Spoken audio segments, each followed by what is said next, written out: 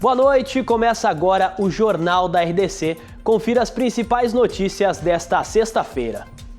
Valor da cesta básica cai 0,65% na capital. Justiça determina a volta da gratuidade em segunda passagem de ônibus em Porto Alegre. Estados Unidos passam a fiscalizar redes sociais para emissões de vistos. E mais, as notícias da dupla Grenal, Seleção Brasileira e a previsão do tempo para esse final de semana. Fique conosco, o Rio Grande se conecta aqui.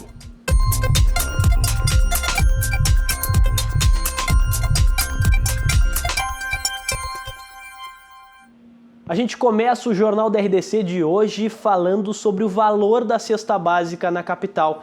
A média caiu 0,65%, mas continua sendo uma das mais altas do país.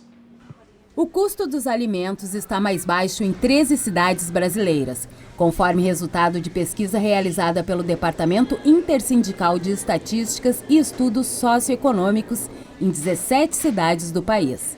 O valor da cesta básica em Porto Alegre no mês de abril deste ano era de R$ 499,38. No mês de maio, o valor registrou queda de 0,65% e passou para R$ 496,13. Aqueles efeitos da greve dos caminhoneiros que deixavam os produtos mais altos começam a ceder e, portanto, o índice cai quando a gente olha no mês. Só que quando a gente olha em 12 meses, em um ano, o índice ainda continua alto, está perto de 4,5%, a meta do governo para esse ano é um pouco mais baixa do que isso, do Banco Central, e, portanto, boa parte desse efeito deve começar a desaparecer à medida que o tempo vai passando. Dos 13 produtos considerados essenciais na cesta básica, feijão, tomate, óleo de soja, banana, pão, café e farinha de trigo ficaram mais baratos. Por outro lado, itens como batata, manteiga, açúcar, leite e arroz ficaram mais caros. Apesar da queda de 0,65%, a capital gaúcha é a segunda cidade com o valor da cesta básica mais cara do país, perdendo apenas para São Paulo. Lá, o custo da cesta básica é de R$ 507,07. Eu acho que é muito insignificativa, muito insignificante, na verdade, né? Porque tudo está tão caro, tudo que a gente vai comprar sempre está caro, né? É uma quantia baixa ainda, eu acho, na situação econômica do nosso país, né? Mas já é um bom sinal que teve uma baixa e não um aumento, que é o que geralmente acontece, né? Eu, estagiando, não consigo sobreviver sozinho com a minha própria alimentação. Então, imagina sustentar uma família, sabe? Imagina, e tem pessoas em condições piores que a minha ainda, que milhões de desempregados. Então, como que eles conseguem? Ladrões atacaram 2 agências bancárias com fuzis e fizeram reféns na zona sul do estado. A ação dos ladrões ocorreu por volta do meio-dia desta sexta-feira em Pedras Altas, na região sul do estado. Segundo informações da Brigada Militar, 2 bancos foram atacados por pelo menos 4 criminosos portando fuzis. Funcionários e clientes foram feitos reféns e obrigados a formar um cordão humano para facilitar a fuga dos ladrões, mas ninguém saiu ferido. A quadrilha fugiu em um carro que foi encontrado queimado a 3 quilômetros do centro da cidade. O Ministério Público denunciou 5 pessoas pelo assassinato de pai e filho durante assalto em joalheria em Estância Velha. Rafael Santos Domingues, de 19 anos, e Davi dos Santos Melo, de 20 anos, apontados como autores do latrocínio, estão presos. Além deles, um terceiro homem foi indiciado por ter participado da fuga e 2 mulheres foram denunciadas por receptação de objeto roubado. O crime aconteceu no dia 10 de abril, quando 2 homens invadiram uma joalheria em Estância Velha e mataram pai e filho, proprietários do estabelecimento. A partir de hoje, os Estados Unidos começam a conferir redes sociais para emissão de vistos. Quem quiser visto para o país norte-americano, agora terá que informar quais redes sociais tem usado nos últimos 5 anos. A nova política começou a valer nesta sexta-feira e faz parte de uma medida provisória para proteger o país da entrada de terroristas. Os solicitantes precisam informar os seus perfis no formulário que deve ser entregue à embaixada. Como a nova regra ainda é recente, não é possível apontar as consequências da mudança. Como recém está começando, Charlie, a gente não tem aquele feedback ainda de todas essas pessoas que estão indo. Eu acredito que dentro de uma semana a gente vai saber melhor como é que vai estar funcionando, as pessoas vão estar reagindo e o que o consulado vai ter de positivo ou não. Mesmo que ainda não se tenha dimensão sobre os impactos da medida, o cuidado com a exposição nas redes sociais nunca é demais. Qualquer postagem precisa ser pensada como alguma coisa que vai marcar a tua história, que vai marcar a tua vida, como alguma coisa que tu está publicando a teu respeito, né? Então isso tudo pode ser acionado a qualquer momento. E o que fazer com as postagens antigas? Idealmente, se você for uma pessoa comum, né, se for uma pessoa, um cidadão, as postagens podem ser apagadas. Os formulários a serem preenchidos incluem uma lista de 20 redes sociais, entre elas o Twitter, o Facebook e o Instagram. A nova regra deve afetar mais de 14 milhões de solicitantes, entre vistos provisórios e de imigrantes. Os diplomatas são os únicos que não precisam informar os perfis das redes sociais. Caso a pessoa não queira informar a sua rede social, ela deve ficar ciente que há sim a possibilidade dela não ter a liberação do visto. A Justiça do Rio Grande do Sul determinou a volta da gratuidade da segunda passagem em ônibus aqui da capital. Da pública da capital aceitou o pedido de vereadores do PT, PSOL e PDT. A decisão foi tomada no final do mês passado, mas não havia sido divulgada. Nesta quarta-feira, foram encaminhadas intimações para a Prefeitura, EPTC e o Ministério Público. Ainda cabe recurso para a medida. A decisão volta a isentar usuários de pagar a tarifa quando passarem pela catraca até 30 minutos depois de já terem pago a passagem com cartão TRI. Conforme o antigo decreto da Prefeitura, era cobrado metade do valor nesses casos. A Prefeitura da capital abriu uma consulta pública para saber a opinião dos porto-alegrenses sobre os serviços de transportes compartilhados sem estações fixas, como por exemplo os patinetes.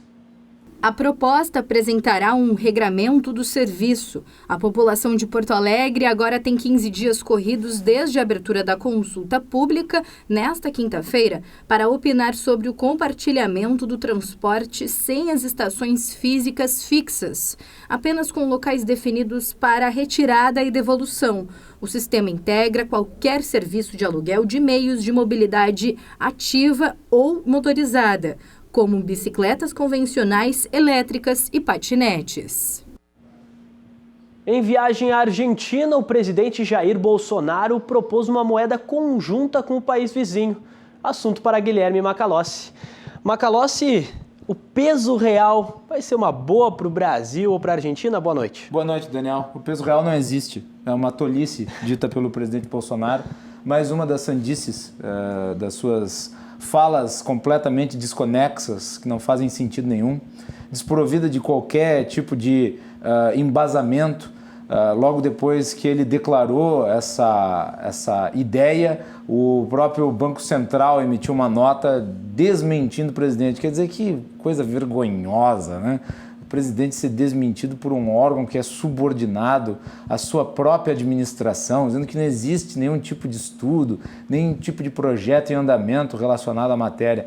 Vamos lá, minha gente, o fato é o seguinte: já desde os anos 90 existe uma velha conversa de integração no continente entre os países do Mercosul, né? E desde que foi feito lá o pacto que deu origem ao Mercosul, tinha-se ideia original de se criar uma moeda, mas nunca foi para frente. É mais um daqueles sonhos latino-americanos que nunca se concretizam. Só para vocês terem uma ideia, a União Europeia, que começou o seu processo de união lá em 1950, até hoje não tem um sistema bancário e fiscal consolidado.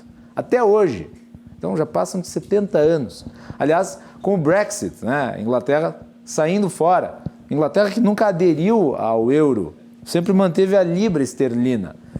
Então, para tu criar uma moeda que interligue nações diferentes, tu precisa o quê? De planejamento. Mas para o Bolsonaro bastam os perdigotos, basta o conteúdo falacioso. O que ele foi fazer lá na Argentina foi criar um factoide político. Por quê? Porque o seu aliado, Maurício Macri, está mal nas pesquisas eleitorais e com dificuldades de ser reeleito.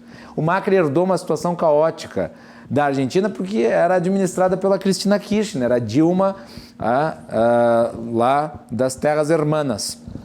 E não conseguiu dar uma resposta porque ele não implementou a agenda liberal que ele havia prometido na campanha. Então o Bolsonaro foi lá e vendeu uma pauta que pode gerar benefícios para o candidato que ele entende ser o melhor para as relações diplomáticas brasileiras. Mas não vai dar em nada, isso é conversa, isso é um não assunto. O peso real, como eles estão chamando, já nasceu como peso morto. É a mesma coisa que juntar tango triste com pornô chanchada. E é isso. Obrigado, Macalossi. Valeu. A gente faz boa noite. A gente faz um rápido intervalo e na volta você vai ver. Seleção brasileira está em Porto Alegre para o jogo contra Honduras no domingo. Fique conosco, a gente já volta.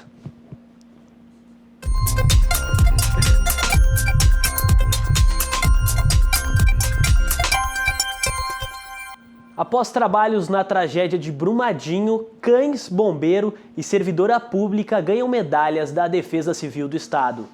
Guapo, Bono, Logan e Barão agora são cachorros condecorados. Os cães da raça Labrador receberam medalhas da Defesa Civil do Estado pelos serviços prestados no desastre de Brumadinho, em Minas Gerais.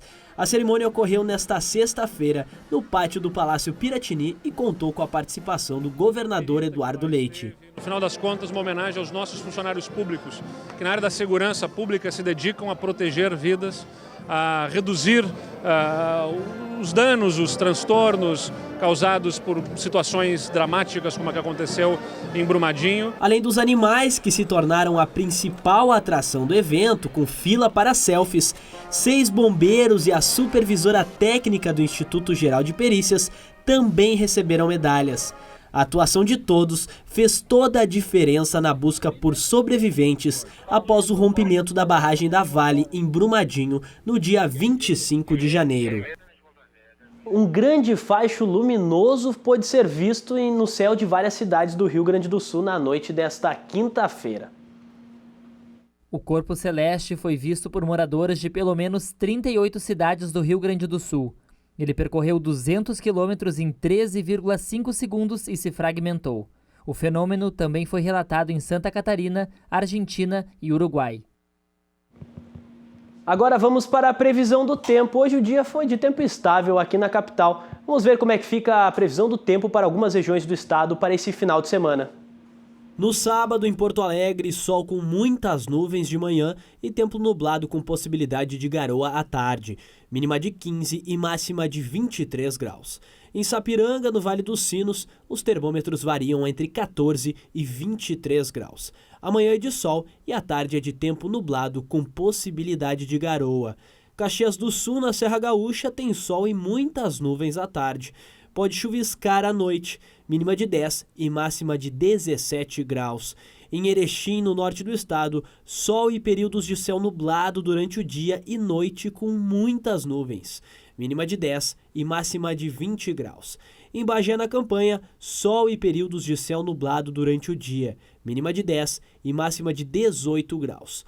O domingo na capital é de sol com nuvens e sem chuva, mínima de 15 e máxima de 26 graus. Em Sapiranga, os termômetros variam entre 14 e 26 graus, dia de sol com nuvens. Em Caxias, o dia também é de sol com nuvens, mínima de 13 e máxima de 20 graus. Em Erechim, sol com nuvens e tempo sem chuva, mínima de 11 e máxima de 20 graus. Já em Bagé, os termômetros variam entre 10 e 23 graus, sol com nuvens e tempo sem chuva. O Internacional joga agora à noite contra o Vasco da Gama. O jogo estava 2-1 para o Vasco da Gama, mas antes do jogo do Internacional, a gente vai conferir como é que foi o treino da seleção brasileira, que joga domingo contra Honduras, aqui em Porto Alegre, no estádio Beira-Rio. Brasil e Honduras. De um lado, a seleção que é uma das favoritas da Copa América. Do outro, uma seleção que, se passasse da fase de grupos, seria uma surpresa. Acho que a preparação está sendo excelente. A gente teve bastante tempo de treinamento, agora com esses 2 amistosos a gente pode aperfeiçoar o que a gente venha fazendo no treinamento, né? Mas Honduras não está na Copa América e, pelo bem da seleção, é apenas um amistoso. O cargo de Tite na seleção brasileira está sendo pressionado, mesmo depois da vitória contra o Catar. Afinal, o treinador vem de uma derrota cachapante contra a Bélgica na Copa do Mundo. E a situação envolvendo o Neymar e uma acusação de estupro só pioraram esta situação que já estava tensa. Agora, Tite, junto de seu elenco, precisam no mínimo vencer a Copa América, caso queiram que não ocorra uma mudança no cargo de treinador e de alguns jogadores. Então, nós jogadores de futebol estamos sujeitos a essa pressão todo o tempo, né? Não é só de agora, eu acho que por isso vem as categorias de base, que cada vez estão investindo mais. Então eu acho que sim, ela existe, mas estamos preparados para suportá-la. E com a pressão, as polêmicas não param. Com o Neymar fora, Tite convocou o Willian do Chelsea, o que gerou muita crítica por parte de torcedores. Então, na minha opinião, qualquer que fosse a pessoa que o professor Tite convocasse, teria as opiniões contrárias, né? Então isso é normal, não é porque é o Willian. A gente sabe que o Willian é um ótimo jogador, já ajudou a seleção muitas vezes, está vindo de uma fase excepcional, acaba de ser campeão da Europa League, né? E sem Neymar, o titular deverá ser Everton do Grêmio, que além de jogar na cidade do seu time, vai ter a oportunidade de dividir o campo com seu ex-companheiro, Arthur, que deixou claro a sua felicidade por estar de volta ao lugar onde venceu a Libertadores. Chega a arrepiar, não é mentira, quem me conhece sabe que eu tenho um carinho muito especial por essa cidade, por esse clube, que foram anos maravilhosos da minha vida, de muita luta, muita batalha, muito aprendizado, de muitas glórias, de muitas vitórias, né? Com Arthur como titular e Willian no banco de reservas, a seleção contra Honduras terá Alisson, Daniel Alves, Marquinhos, Miranda e Felipe Luiz, Casemiro e Arthur, Everton, Coutinho e Richarlison e Roberto Firmino. Agora sim, vamos falar da dupla Grenal. O Grêmio joga amanhã contra o Fortaleza na Arena e o Inter tá no finalzinho do jogo lá no Rio de Janeiro, Internacional e Vasco. Vasco vence por 2-1 e o Ribeiro Neto está aqui comigo para comentar essa partida do Inter. Boa noite, Ribeiro. Eu tô aqui do celular porque eu tô acompanhando o finalzinho do jogo, né? O finalzinho do jogo, né? Exatamente. 49. O juiz deu quanto de acréscimo? Deu 5. É porque, na verdade, o Vasco fez muita cera no segundo tempo. E vou dizer mais. O Inter teve um mandrake no final do primeiro tempo, tomou 2 gols e foi para cima no segundo tempo. E o Vasco da Gama, que é um timeco, com todo respeito, se alguém, um vascaíno estiver me ouvindo aí, é um timezinho, né? Se tocou lá atrás e está se defendendo do jeito que pode. O Internacional realmente não conseguiu encontrar alternativas até agora, né? Sim. Então tem que acabar, né? Exato. Mas mesmo que empate, infelizmente um resultado que... Fim de jogo, terminou. Fim de jogo? 51, fim de jogo, 2-1 pro Vasco. Por que o Inter não está conseguindo ganhar fora de casa no Brasileirão? Pois então, o que eu digo é que o Internacional, brinco até dizendo que o Internacional é um leão, né, no Beira-Rio e um gatinho fora. E por que isso? É porque falta qualidade, falta atitude? Não. É porque o Internacional se porta de uma maneira diferente fora de casa. É às vezes assim quando enfrenta adversários teoricamente menores, ele tem que propor o jogo. A característica do Internacional é para um time que joga atrás da linha da bola. Sim. Os seus jogadores formam um sistema que no Beira-Rio funciona muito bem. Fora de casa, o Inter não consegue ser a mesma criança. E é claro, já estou vendo aqui na rede social o Odair tomando um pau dos torcedores do Inter, assim. Por que deixou o Sarrafiori do banco? Por que o D'Alessandro não viajou? Né? Por que tirou o Nico Lopes? Por que tirou o Edenilson e botou o Patrick? Então, tem os porquês, né? Existem muitos. Mas, tudo bem, eu entendo a frustração do torcedor do Inter, porque ele vê que o Palmeiras não perde ponto. Exato. E se distancia cada vez mais. E eu acho que por ser o Vasco também, que era o último não há dúvida nenhuma, né, o Vasco da Gama fez não tinha vencido nenhuma partida ainda. Fez o crime no Inter. Ia fazer o crime em alguém. Exato. Acabou fazendo justamente no Internacional. Mas eu assim, para final de semana, e eu sei que o torcedor do Inter vai ficar mais brabo ainda, mas eu falo as verdades, né? Eu convido o torcedor do Inter a fazer a seguinte análise racional. Não agora, porque está com a adrenalina, né? Mas amanhã, né? Ou domingo e tal. Pense, será que o Inter tem time para ser campeão brasileiro? Essa é uma pergunta que você tem que fazer, né? Talvez, na sua resposta, esteja um pouco, né, da sua análise futura do desempenho do Internacional. E aí talvez você analise com muito mais calma. Eu recomendo. Perfeito. Obrigado, Ribeiro. Um abraço, bom fim de semana para todos. Igualmente. O Jornal da RDC fica por aqui. A seguir você fica com o Cruzando as Conversas. Um bom final de semana e até mais.